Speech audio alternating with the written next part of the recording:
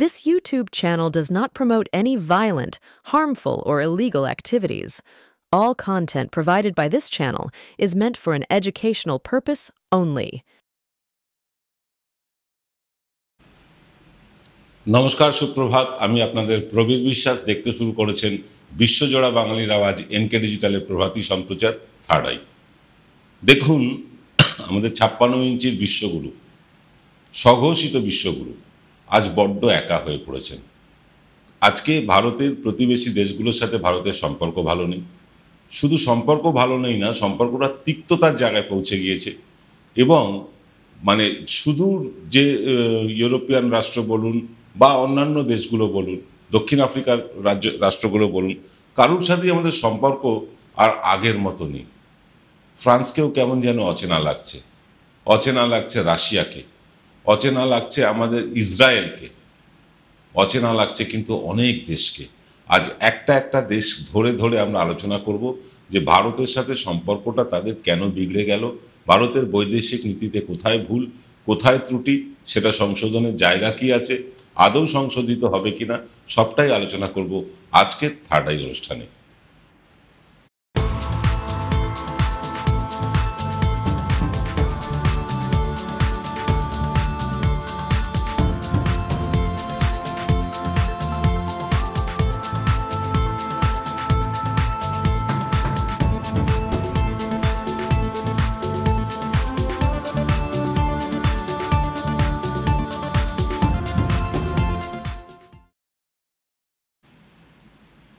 প্রথমেই আপনাদের ধন্যবাদ দেব যে আপনারা আমাদের আবেদনে সাড়া দিয়েছেন। বহু মানুষ আমাদের চ্যানেলটিকে সাবস্ক্রাইব করেছেন। আমরা আবেদন করেছিলাম যে আপনারা আমাদের সাবস্ক্রাইব করলে আমরা উৎসাহিত হই। এখানে তো একটি পয়সাও খরচ নেই, শুধু নিচে লাল রঙের লেখা সাবস্ক্রাইব বাটনটিতে একবার টাচ করে পাশের বেল আইকনটিতে টাচ করলেই আপনারা আমাদের সাবস্ক্রাইবার হয়ে যান। ফলে এই সাবস্ক্রিপশান বাড়লে আমাদের কিন্তু উৎসাহটাও বাড়ে। আমরা যে দিন রাত পরিশ্রম করছি আপনাদের জন্য, বিভিন্ন অনুষ্ঠান আনছি, তার একটা সার্থকতা পায় আপনাদের এই সাবস্ক্রিপশনের ফলে। যাকে আমরা চলে আসব আজকের অনুষ্ঠানে। বিশ্বগুরু আজ সত্যি নিঃসঙ্গ হয়ে গিয়েছেন। দেখুন, আমেরিকার কথায় প্রথমে আসি। H1 ভিসা বাতিল হয়ে গেল, হাতে পায়ে শিকল পরিয়ে ভারতীয়দের ফেরত পাঠানো হলো, ভারতীয় পণ্যে অতিরিক্ত শুল্ক চাপানো হলো, ইলন মাস্ককে প্রায় জোর করে ভারতে ব্যবসার অনুমতি আদায় করে নেওয়া হলো, আর যুদ্ধ চলাকালীন পাকিস্তানকে IMF এর লোন পাইয়ে দিতে দেওয়া হলো আমেরিকার তরফ থেকে। এমনকি অ্যাপল ফোনের কারখানা ভারত থেকে তুলে নেওয়ার কথাও বললেন Donald Trump. Howdy Modi, namaste Trump, Trump কন্যাকে হিরে উপহার দেওয়া, মহার্ঘ মহার্ঘ উপহার দেওয়া, এসব দেওয়া সব বৃথা গেল। আসলে এসব দিয়ে বৈদেশিক নীতি হয় না। আপনি কোনো রাষ্ট্রপ্রধানের কন্যাকে বা স্ত্রীকে কোনো ভালো উপহার দিলেন, তাতেই কি সেই রাষ্ট্রের সাথে আপনার রাষ্ট্রের সম্পর্ক ভালো হয়ে গেল? না। ভালো সম্পর্ক রাখতে হলে অনেক রকম ইপস অ্যান্ড বার্ডস আছে, যেগুলো মেনটেন করতে হয়। আমরা দেখেছিলাম ইন্দিরা গান্ধীর সময় বৈদেশিক নীতি কাকে বলে। প্রয়োজন হলে চোখে চোখ রেখে কথা বলা, প্রয়োজন হলে খানিকটা নরম হওয়া। এই নরমে গরমে কিন্তু আমাদের বৈদেশিক নীতি চালানোর দরকার। কিন্তু তিনি বিশ্বগুরু হতে গিয়ে তিনি করলেন কি? একে তাকে উপঢৌকন দেওয়া, অন্য দেশে গিয়ে সেই দেশের কোনো রাজনৈতিক দলের হয়ে প্রচার করা। এবার তারপরে আরও একটা ব্লান্ডার করে বসলেন বিশ্বগুরু।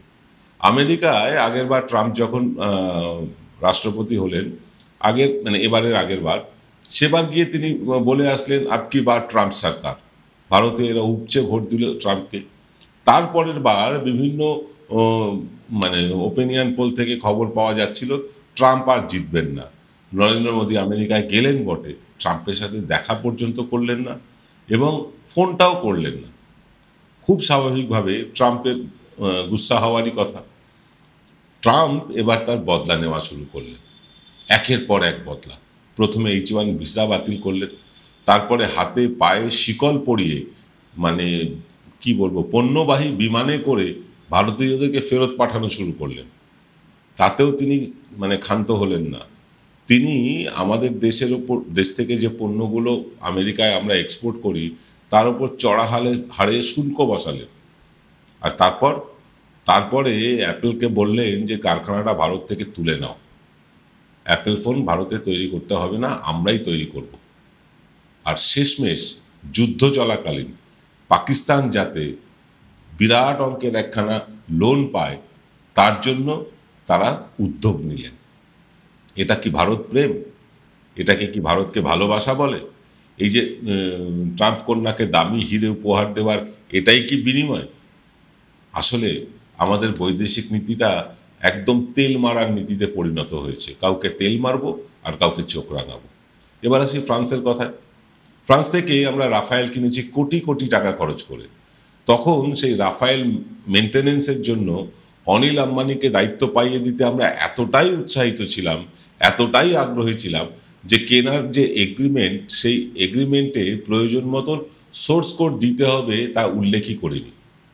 তাই পাকিস্তান যুদ্ধের সময় আমাদের দেশে তৈরি মিসাইলগুলোকে রাফায়েল বিমানে ইন্টিগ্রেটই করা যায়নি, কারণ ফ্রান্স আমাদের সোর্স কোড দেয়নি।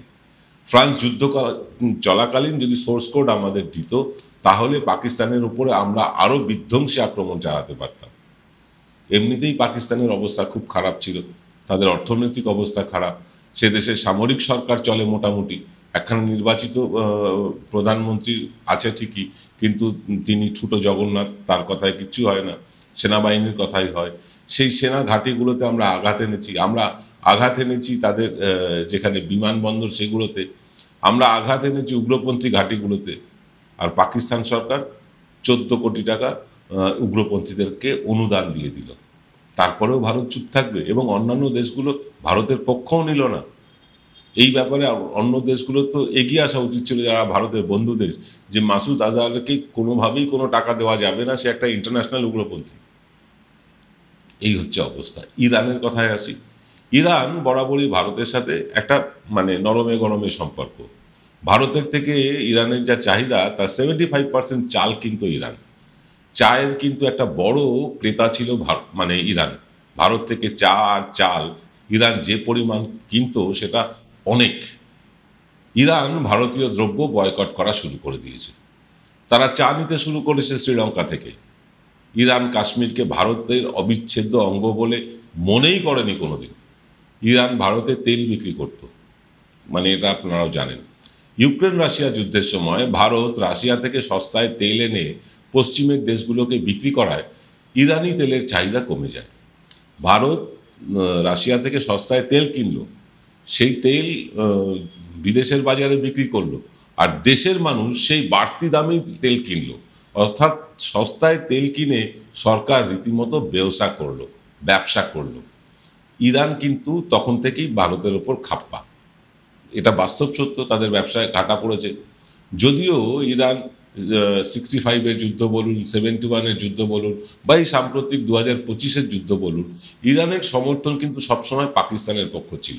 এমনকি কালচারাল এক্সচেঞ্জের নামে ইরানের ধর্মগুরুরা কাশ্মীরের মসজিদে মসজিদে গিয়ে ভারত বিরোধী উস্কানিমূলক কথা বলতেও ছাড়েনি। ইরানের যে প্রেসিডেন্ট খুমেইনি, তার পোস্টার কাশ্মীরে গেলেই দেখতে পাবেন। খুমেইনি কাশ্মীরিদের কাছে এক মাসিহা, কারণ তিনি মনে করেন, খুমেইনি বা ইরানের যে প্রেসিডেন্ট, তিনি মনে করেন কাশ্মীরটা ভারতেরই না। ওদিকে ইরানের ভালো বন্ধু হয়ে উঠেছে কিন্তু এখন চীনের সাথে ইরানের বেশ মাখো ভাব। তাই আসি এবার চীনের কথা। চীন হচ্ছে ভারতের সবচেয়ে বেশি পণ্য এক্সপোর্ট করে, অর্থাৎ ভারত চীন থেকে সবচেয়ে বেশি পণ্য আমদানি করে। ভারতের বাজারই চীনের সবচেয়ে বড় বাজার। ভারতে চাইনিজ প্রোডাক্ট কেনা যদি ভারত বন্ধ করে দেয়, চীনের অর্থনীতি ধড়াম করে পড়ে যাবে। তা সত্ত্বেও চীন সাম্প্রতিক পাক ভারত যুদ্ধে পাকিস্তানেরই পক্ষ নিয়েছে। এছাড়াও কাশ্মীর, অরুণাচল প্রদেশে একের পর এক গ্রাম অংশ বিনা যুদ্ধে তারা দখল করে নিচ্ছে, আর ভারতও সেটা দিব্যি হজম করে যাচ্ছে। তারপরেও চীনকে খুশি করতে পারছে না ভারত। আমরা আরও অন্যান্য দেশ নিয়ে আলোচনা করব, তবে তার আগে নিয়ে নিতে হবে ছোট্ট একটা বিরতি। ফিরছি বিরতির পর। জয়গুরু রত্নভান্ডার জ্যোতিষ সেবা। এখানে গোল্ড মেডেলিস্ট জ্যোতিষী বসেন। হাই কোয়ালিটির আসল গ্রহরত্ন সবচেয়ে কম দামে এখানে পাওয়া যায়। স্থান বেলঘড়িয়া, রানী পার্ক, বটতলা, 2 নম্বর রেলগেটের নিকটে। 9681345722 এবং 9007778922। ফিরলাম বিরতির পর। আপনারা দেখছেন বিশ্বজোড়া বাঙালির আওয়াজ, এনকে ডিজিটালের প্রভাতী সম্প্রচার, থার্ড আই। আসি বাংলাদেশের কথায়। হাসিনা সরকারের পতনের পর, মানে হাসিনা সরকারের পতনের সাথে সাথেই ভারতের সাথে বাংলাদেশের সম্পর্ক খারাপ হতে হতে আজকে তলানিতে গিয়ে পৌঁছে গিয়েছে। আজকে বাংলাদেশও কিন্তু ভারতকে চোখ রাঙাচ্ছে, ভারতকে ধমকাচ্ছে। সেভেন সিস্টার্সকে তারা নিয়ে অর্থনৈতিক অঞ্চল করতে চাইছে, আমাদের শিলিগুড়ি করিডোরকে তারা কেটে দিতে চাইছে। বিভিন্ন হুমকি আসছে বাংলাদেশ থেকে। কেন? একসময় বাংলাদেশের সাথে আমাদের বাণিজ্য সম্পর্ক ছিল অত্যন্ত মধুর। বাংলাদেশ ভারতীয় পণ্য বয়কট করা শুরু করেছে, ইরান পণ্য বয়কট করা শুরু করেছে, আমেরিকা আমাদের পণ্যের ওপর অতিরিক্ত ট্যাক্স বসিয়ে দিচ্ছে, আর নিজেদের প্রোডাক্ট, ইলন মাস্কের ব্যবসা, টেসলা বলুন বা স্টারলিং বলুন, এগুলো ভারতকে করতে দিতে হবে, বাধ্য করছে। নতজানু হয়ে গিয়েছে ভারত। এই ভারতটাকে আমরা দেখিনি। ইন্দিরা গান্ধী যেভাবে আমেরিকার সাথে চোখে চোখ রাঙিয়ে কথা বলতেন এবং রাশিয়ার সাথে সুসম্পর্ক রেখে চলেছিলেন, সরকার সেটা করতে পারেনি। আজকে বাংলাদেশ একটা ছোট্ট দেশ এবং সমৃদ্ধশালী দেশ। আমরা বাংলাদেশিদের অত্যন্ত সম্মান করি, বিশেষ করে পশ্চিমবাংলার মানুষরা তো করেই। তো সেই বাংলাদেশ আজকে ভারতবর্ষকে চমকাবে কেন? আর ভারতবর্ষই বা আগ্রাসী নীতি নিয়ে এগোবে কেন? ভারতবর্ষের এই নীতিগুলো কেন বদলাচ্ছে না? কেন আমাদের কোনো প্রতিবেশীর সাথে সুসম্পর্ক নেই? ভুটানের প্রধানমন্ত্রী চীনে গিয়ে আলোচনা করছেন, মানে ভুটানের রাজা। নেপাল, তারা চীনের সাথে ব্যবসা করছেন। আমাদের ভারতের সড়ক পথ ব্যবহার করে তারা, মানে যেহেতু সেটা ল্যান্ডলক দেশ একটা, আমাদের বেশিরভাগ তাদের পণ্য আমাদের কলকাতা বন্দরে এসে নামে, সেখান থেকে সড়ক পথে নেপালে যায়। সেই জায়গা থেকে নেপাল ভারতের অংশকে নিজেদের বলে দাবি করছে। কেন এরকম হচ্ছে? ভারতের মধ্যে বিভিন্ন বিচ্ছিন্নতাবাদী শক্তি মাথাচাড়া দিয়ে উঠছে কেন? আমাদের না দেশের আভ্যন্তরীণ নীতি ঠিক আছে, না আমাদের বৈদেশিক নীতি ঠিক আছে। বাংলাদেশের কথা বললাম, এবার বলবো মালদ্বীপের কথা। মালদ্বীপ ভারতের ওপর পুরোপুরি নির্ভরশীল ছিল। তাদের মানে কি বলবো, প্রতিরক্ষা ব্যবস্থা থেকে শুরু করে তাদের পর্যটন ব্যবসা, একমাত্র ব্যবসা তাদের পর্যটন, সেখানে ভারতীয় প্রোডাক্ট বিক্রি হয় সমস্ত। তো সেই মালদ্বীপ ভারতীয় সেনা ছাউনিকে রীতিমতো তাড়িয়ে দিয়েছে। তারা ভারতের সাথে সম্পর্ক রাখতে চায় না। এই রকম অবস্থায় আমরা চলে যাই যদি তুরস্কের দিকে। তুরস্ক কিন্তু কোনোদিনই ভারতের বন্ধু ছিল না, তবুও ব্যবসা বাণিজ্যটা মোটামুটি ভালোই চলছিল। পাক ভারত যুদ্ধে তুরস্ক পাকিস্তানের পক্ষই শুধু নেয়নি, সামরিক সাহায্যও করেছে বিপুলভাবে। তাতে ভারতের রাগ হওয়ায় বাণিজ্য সম্পর্ক প্রায় বন্ধ করে দিয়েছে। তাহলে আমরা কাদের সাথে বাণিজ্য বন্ধ করলাম? আমরা বন্ধ করলাম ট্যাক্সের জন্য আমেরিকার সাথে, ইরানের সাথে, তুরস্কের সাথে। বাংলাদেশ আমাদের পণ্য বয়কট করছে। তো আমরা যদি এক্সপোর্টই না করতে পারি, তাহলে আমাদের দেশটা চলবে কি করে? পঞ্চম অর্থনীতির দেশ বলে আমরা বড়াই করি, কিন্তু এটা কখনো বলি না এই পঞ্চম অর্থনীতিতে আমরা পৌঁছেছি শুধুমাত্র জনসংখ্যার ভিত্তিতে। 140 কোটি মানুষের যে অর্থ, যে টাকা, সবটা জড়ো করলে অনেক টাকা হয়, কিন্তু আমাদের দেশের মানুষের অবস্থাটা কি সেটা তো দেখতে হবে। ভারতকে সবচেয়ে বেশি যদি কেউ ধোঁকা দিয়ে থাকে, সেটা হলো আমেরিকা।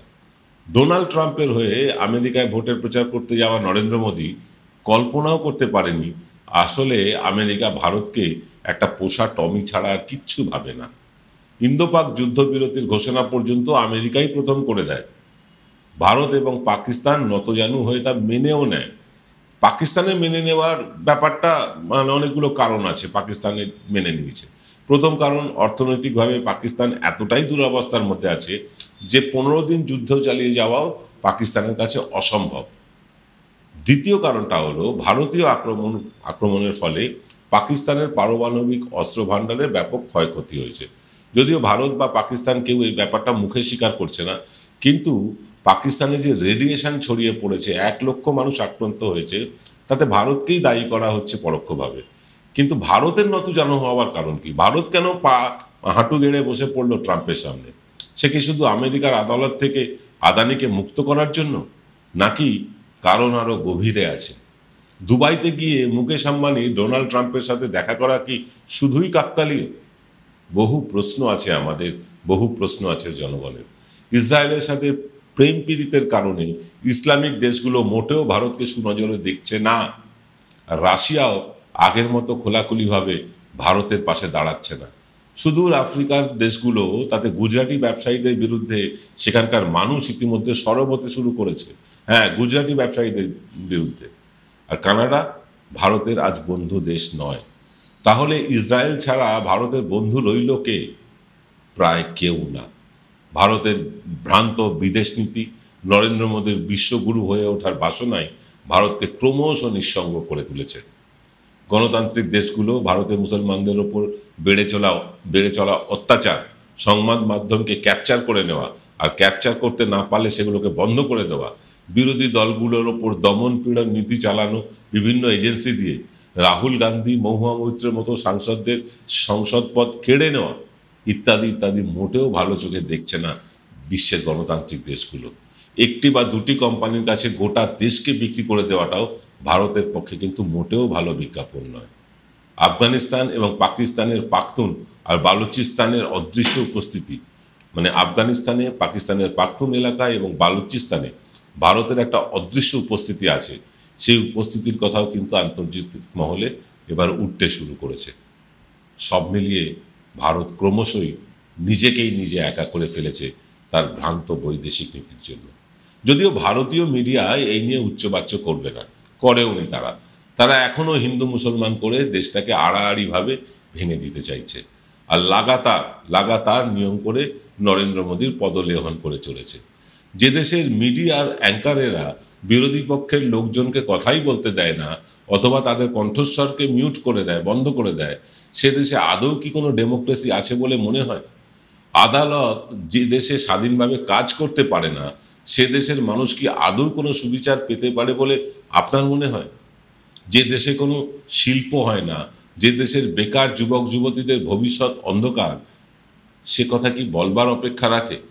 আমাদের দেশ এখন অস্ত্র ভাণ্ডার সমৃদ্ধ করতে ব্যস্ত, অথচ 3 বছরে সেনা নিয়োগ পর্যন্ত হয়নি। রেল, ব্যাংকের মতো নিয়োগ গত 10-11 বছর ধরে স্তব্ধ হয়ে আছে। যে দেশ আমেরিকার ধমকে জেতা ম্যাচ ছেড়ে দিয়ে চলে এসে দেশের 140 কোটি মানুষের প্রত্যাশায় জল ঢেলে দিতে দুবার ভাবে না, সে দেশের পতন যে এই শাসকের হাতে অনিবার্য তা বুঝতে রকেট সায়েন্স পড়তে হবে না। পঞ্চম অর্থনীতির দেশ বলে ডঙ্কা বাজানো স্বঘোষিত বিশ্বের বৃহত্তম দল কেন বলে সৌদি আরব, সিঙ্গাপুর, মানে ওমান, কুয়েত পঞ্চম অর্থনীতির দেশের ধারে কাছে না গিয়েও তারা বলতে পারে না? এই যে বিশ্বের বৃহত্তম দল বলে দাবি করা বিজেপি, তারা বলতে পারে না সিঙ্গাপুর, কুয়েত, সৌদি আরব এইসব দেশগুলো তো বিশ্বের পঞ্চম অর্থনীতির দেশ না? সেখানে পৌঁছতেই পারেনি তারা। পৌঁছতে না পারলেও সেখানকার 65% মানুষকে বিনে পয়সায় খাবার দিয়ে বাঁচিয়ে রাখতে হয় না, ভারতে হয়। 80 কোটি মানুষকে বিনে পয়সায় খাবার দিয়ে বাঁচিয়ে রাখতে হয়, অথচ আমরা পঞ্চম অর্থনীতির দেশ। সেই দেশগুলোতে আমি যে দেশগুলোর কথা বললাম তাতে আর কাঁচা বাড়ি নেই একটাও, ভারতে আছে। সবার বাড়িতে শৌচাগার আছে সে দেশগুলোতে, আমাদের নেই, অথচ আমরা পঞ্চম অর্থনীতির দেশ। আর এদেশে একতরফাভাবে আমাদেরই সঞ্চিত টাকা থেকে ব্যাংক লোন নিয়ে বড়লোক, কয়েকজন বড় লোকের হাতে বা 3-4টি পরিবার, তারা অর্থের পাহাড় চূড়ায় বসে জীবনের চরম সুখ ভোগ করছে। 2 লক্ষ টাকা দামে চা খাচ্ছে, হেলিকপ্টার কিনে দেওয়া হচ্ছে স্ত্রীকে। আর আমরা সারাদিন পরিশ্রমের পরেও মাত্র 120 টাকাও রোজগার করতে পারে না আমাদের দেশের প্রায় 18% মানুষ। দেশের জনসংখ্যার প্রায় 1/4 লোক, তারা কিন্তু হিমশিম খাচ্ছে সংসার চালাতে গিয়ে। এখনো 11% লোক শুধু এক বেলায় খেতে পায় এদেশে। এর নাম বিকশিত ভারত? এই পরিবর্তন দেখতে চেয়েছিলাম আমরা? এই আচ্ছে দিনের অপেক্ষায় ছিলাম আমরা? কবে আসবে আমাদের সেই পুরনো দিন? সেই খারাপ দিনই আমাদের চাই, আর আচ্ছে দিন চাই না। আজ এই পর্যন্ত। তবে বিকেল 5টায় প্রবীর প্লাসের বিশেষ অনুষ্ঠান তৃণমূলের রদবদল বলুন, পদবদল বলুন, যাই হোক বদল একটা হয়েছে। সেটা নাকি একটা বৈপ্লবিক বদল হয়েছে। কতটা বৈপ্লবিক বদল হয়েছে, তাতে তৃণমূলের কর্মীদের মধ্যে আশা আকাঙ্ক্ষা কতটা জন্মেছে, সবটা নিয়ে আলোচনা করব বিকেল 5টায় প্রবীর প্লাসে। আজ এই পর্যন্ত। সকলে ভালো থাকবেন। নমস্কার।